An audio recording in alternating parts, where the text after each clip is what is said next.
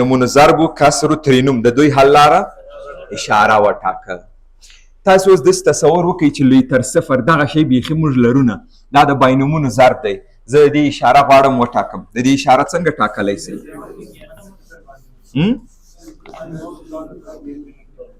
بلکل د اشارې د ټاکلو دپاره موږ تاسو څه ویلي وو؟ د هر یو صفري قیمت راواخله، هغه پر محور په نښه که، بیا د هر باینوم اشاره جدا جدا وټاکه، په آخر کې ټولې اشارې ضرب کړئ. نو زه اوس د نامساواتو د حل دپاره ما تاسو ته د دغه درو دانو نامساواتو حل څه ویل؟ که د بینومونو ضرب و، که کسري حالت و، که ترینومونه وه، تاسې باید څه وکړئ؟ اشاره باید وټاکئ. نو زه لومړی د دې اشاره ټاکم. د اشارې د ټاکلو دپاره د هر یو صفري ذهني راته وایاست، دا خو اسانه خبره ده. منفي یو، بلکل مثبت یو، منفي درې. اشارې صفري قیمتونه هم پیدا کړه. دا به د اعدادو پر محور په نښه کړي.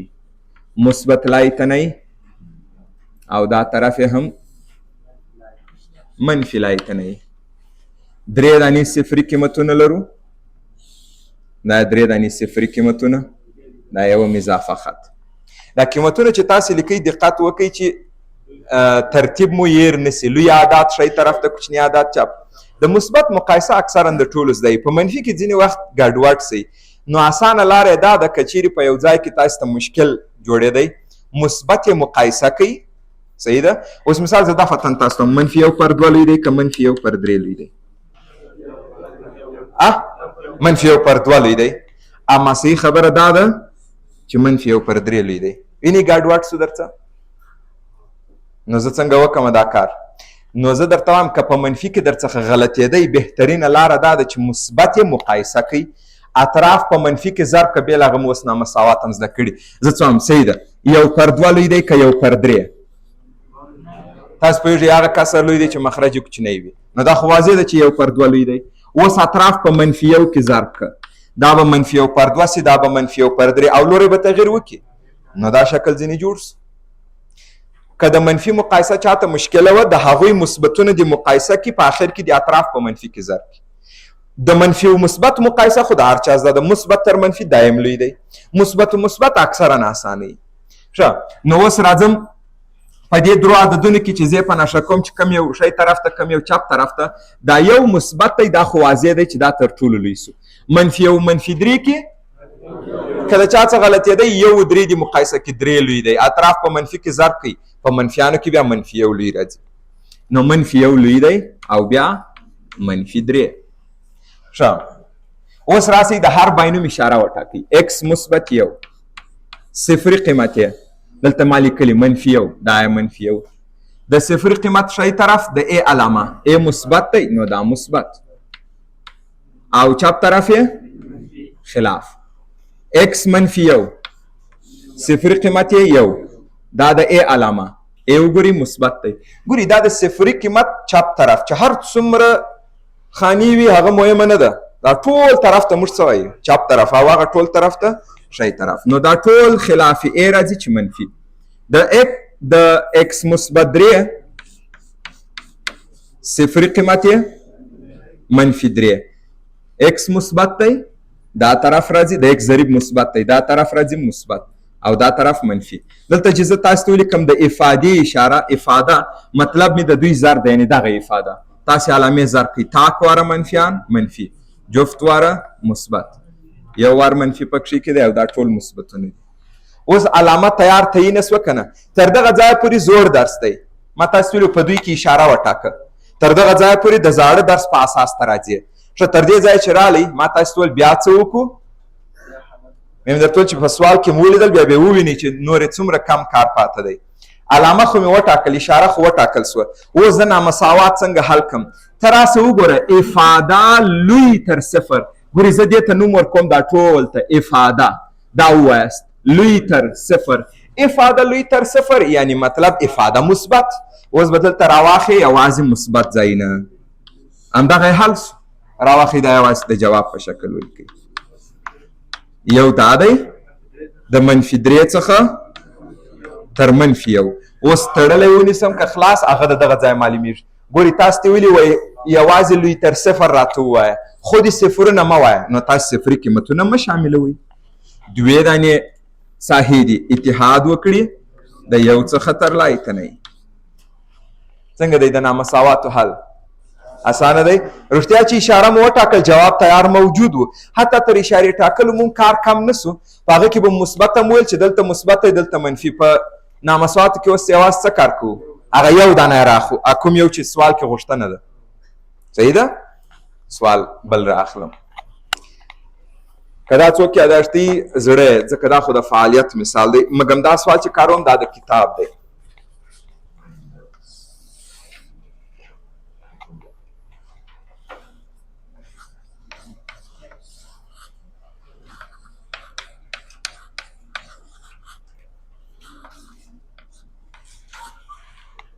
دا بیا کسري حالت رالی. کسري ته مې څه ویلي؟ موږ ټول نامساوات په دوه خبرو زده کړي دي. لومړۍ درجه والا ته اکس ته حل کړه، پاته ټول اشاره وټاکه. ښه دا کسري دی، اشاره ټاکم. مګم اشاره چې تاسو ټاکئ دلته نو اوس یو تعداد کوچنۍ کوچنۍ خبرو ته دقت ولرئ. اشاره چې تاسو ټاکئ دا یو طرف باید صفر وي. وګورئ دا یو طرف ته څه شي دی؟ یو. دا یوازې په کسري کې دا شرط دی؟ نه، دا یوازې په کسري کې نه دی، دا په دې کې هم دی. دا یو طرف باید صفر وي. اوس که سوال داسې درته پیدا دی که صفر نه و څه به کوم؟ را انتقالوی به چې کسر دی غیر واجب به کوي چې یو کسر سي. که دا حالت وي ټول قوسونه ضرب کوي، هغه هر عدد چې دی د هغه په نظر کې نیولو سره بیرته یې د سره تجزیه کوي. یعنې مطلب دا دی چې دا یو طرف یې مطلقا باید څه وي؟ صفر. ولی کله چې زه اشاره وټاکم ما ته دا نه ښکاري چې افاده چیرې تر یو لویه ده چیرې تر یو کوچنۍ ده، ما ته دا ښکاري چې افاده چیرې مثبت ده چیرې منفي. مثبت و منفي د صفر نه لوی کوچنۍ معنا لري. صحیح خبره ده؟ نو زه د دې د اشارې د ټاکلو نه مخکې اول د دې یو مشکل ورحلوم. 2x پر 5x مثبت 3 دا یو راواړوئ دې طرف ته منفي یو لوی یا مساوي صفر. دا به اوس داسې یعنې غیر واجب کوي. دا څنګه غیر واجب کولی شي؟ مخرج په دغه عدد کې ضرب کوي، د صورت سره یې جمع کوي. نو په صورت کې خو موږ لرو 2x، دا چې دلته ضرب کوي منفي 5x منفي 3، نو هغه په صورت کې راځي منفي 5x منفي 3. په مخرج کې 5x مثبت 3 لوی یا مساوي صفر. اوس نو 2x منفي 5x منفي 3x منفي 3 او په مخرج کې 5x مثبت 3 لوی یا مساوي صفر. بالکل. اوس نو دا سوال د حلولو وړ دی. دا خو کسري نامساوات دی، زه دا حل کم څنګه؟ دا ته څنګه حل یې؟ دا کسري والا ته اشاره وټاکه. اشاره ټاکل مو زده دی، د دې صفرین پیدا کوم، د دې صفرین پر محور یې په نښه کوم. یعنې مطلب دا غیر مساوات اسانه موضوع. بالکل غیر مساوات دومره ستونزه نه لري، مشکل یې کم دی. ښه د دې صفري به زه درته را پیدا کړم. منفي 3x منفي 3 مساوي په صفر. منفي 3 دې طرف ته راولي، منفي 3x مساوي په مثبت 3 اطراف د x پر ضریب وویشي. منفي 3 تقسیم پر منفي 3 یو، 3 پر منفي 3 منفي یو. دا دی دا دغه صفري رالی. د دې صفري 5x مثبت 3 مساوي په صفر. 3 دې طرف ته راولي، 5x مساوي په منفي 3 اطراف د مجهول پر ضریب x مساوي په څو رالی؟ منفي 3 پر 5. دا یې دوه دانې صفري قیمتونه. چې صفري قیمتونه پیدا کړه، اوس خو زه د اشارې ټاکلو پروسه مخته وړم. بیا مو څه کول؟ دا مو د اعدادو پر محور په نښه کول. مثبت لایتنۍ منفي لایتنۍ. دوه صفري قیمتونه لرو، غلط یې نه کوي. منفي یو لوی دی که منفي 3 پر 5؟ منفي 3 پر 5 لوی دی؟ ټول دغه خبره کوي. منفي یو لوی دی. څوک وایي منفي یو لوی دی؟ ډېر دی، یو لښکر دی. ګورئ بیا در څه غلط سو. تاسې دا راته ووایاست 3 پر 5 لوی دی که یو؟ په دې ټول پوهېږي چې یو تر هر واقعي کسر لوی دی. 3 پر 5 واقعي دی، نو دې کې خو هېڅ شک نشته، په دې موږ پوهېږو چې یو لوی دی. یو تر هر واقعي کسر لوی وي او یو تر هر غیر واقعي کسر کوچنی وي یا ورسره مساوي وي. هغه کسر چې صورت مخرج برابر وي هغه په غیر واقعي کې راځي. هغه خو ټول په پوهېږي چې هغه یو دی، نو په دې پوهېږي. اوس اطراف په منفي کې چې ضرب کوي دا به منفي یو سي، دا منفي 3/5 لوري به واوړي، نو منفي 3/5 لوی سو تر منفي یو. چا ویلی و چې منفي یو لوی دی؟ ښه هېچا نه وویل. منفي 3/5 منفي یو. ښه که د دې لحاظ ورته وګوري چې ولې مو اول وویل چې منفي یو لوی دی، اوس پر پښیمانه یاست، نو موږ دا خو ښه کار ونه کوي. زه بیا د بل لحاظ ورته ګورم چې کله حقیقت درته معلوم سو تا ومنئ، خپل د خبرې څخه تیر سوې، دا بودې بیا زه ګورم. صحیح خبره ده، هېڅوک په صنف کې نه سو پاته، ټول موافقه وکړه چې منفي 3/5 لوی دی. صحیح. اوس راسئ دا افاده منفي 3x منفي 3 یو شي ته متوجه یاست دلته مساوي هم لري، دا چې هغه دلته هم دغه رقم دی، معنا دا ده صفري قیمتونه شامل دي. ښه اوس توجه ورته وکړئ. منفي 3x منفي 3 د دې صفري څو دی؟ منفي یو. دې طرف ته کومه علامه؟ د x د ضریب په رقم منفي دی، منفي علامه، او دا طرف خلاف، او دا بل 5x مثبت 3 د دې صفري قیمت دی منفي 3/5، دا طرف ا ته ورته او دا طرف یې خلاف.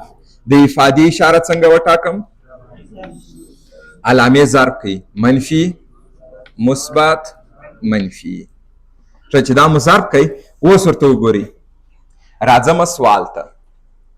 کومه سیمه یې غوښتې ده؟ دا وایي یاد کوئ افاده لوی یا مساوي صفر.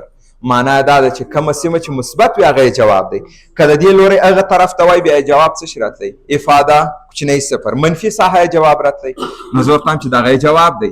نو د سوال جواب ولیکئ، د منفي یو څخه تر منفي 3/5 صفري قیمتونه هم شامل. د منفي یو څخه تر منفي 3/5 پورې. څنګه دی؟